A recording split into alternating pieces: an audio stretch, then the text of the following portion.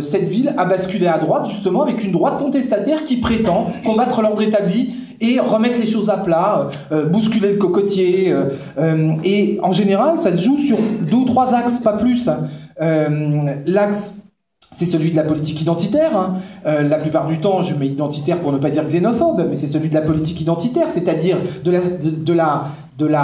du pointage, de la stigmatisation du E et de la mise en réponse, de la construction du nous en réponse à ce E.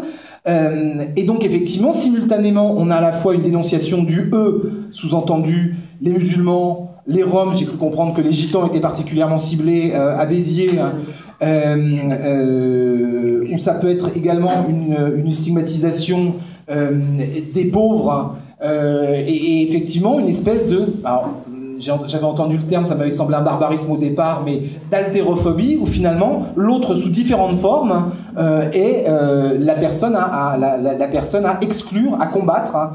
Et c'est ce que la politique municipale locale, visiblement, cherche à mettre en œuvre. Dans le même temps, il y a une affirmation symbolique du nous. On le voit par toute une série de référents ou par toute une série de mises en œuvre de la municipalité. Alors c'est un peu plus compliqué que ça parce que à la lecture du journal municipal, c'est quelque chose d'assez intelligent.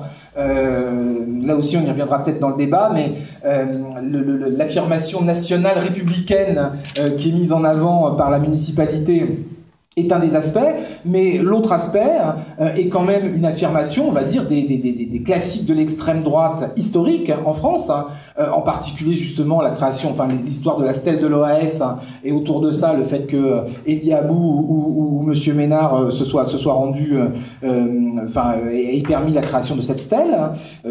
Ça c'est l'un des exemples. L'autre exemple, ça peut être la messe. Alors il y avait un gros encadré dans le quotidien national catholique présent de la messe faite pour la corrida à l'initiative de la municipalité, d'un fort beau gabarit. Il peut y avoir évidemment la manière dont les jumelages sont ciblés, de manière à créer une identité laïque, mais néanmoins culturellement chrétienne. Et donc le jumelage qui est fait avec la Syrie, tel que le promeut monsieur le maire, visiblement a comme fonction justement de renforcer la solidarité avec les chrétiens d'Orient, qui par ailleurs sont effectivement persécutés dans nombre de coins, mais le tout se faisant quand même largement avec les moyens et le soutien d'Assad, qui comme grand démocrate, on a bien constaté ces dernières années, on a fait mieux. Mais ça c'est qu'un exemple parmi tant d'autres qu'on pourrait souligner. Et puis il y a le nouveau blason qui lui visiblement a vocation à envoyer des signaux pour tous les gens dont la nostalgie se joue autour de l'anti-égalitarisme révolutionnaire de 1789 et des années qui ont suivi. Voilà une série de, signaux envoyés sur la définition du nous par rapport au E tel que je vous le présentais. Et justement, les solidarités, je dirais, correspondantes. Donc non pas des solidarités inclusives, on en discutera plus tard, mais des solidarités exclusives, puisqu'il y a une définition du E et du nous qui a été relativement balisée. Le deuxième aspect, et ça, vous avez déjà vu toute une série d'arrêtés. Je pense que notre ami avocate qui a défendu une série de dossiers pourrait y revenir, mais c'est aussi la question de la politique sécuritaire ou liberticide qui peut être mise en place. C'est le deuxième axe classique, je dirais, du programme d'extrême droite actuellement. Alors c'est plus immigration, sécurité, ou les Français d'abord, sécurité, c'est identité, sécurité.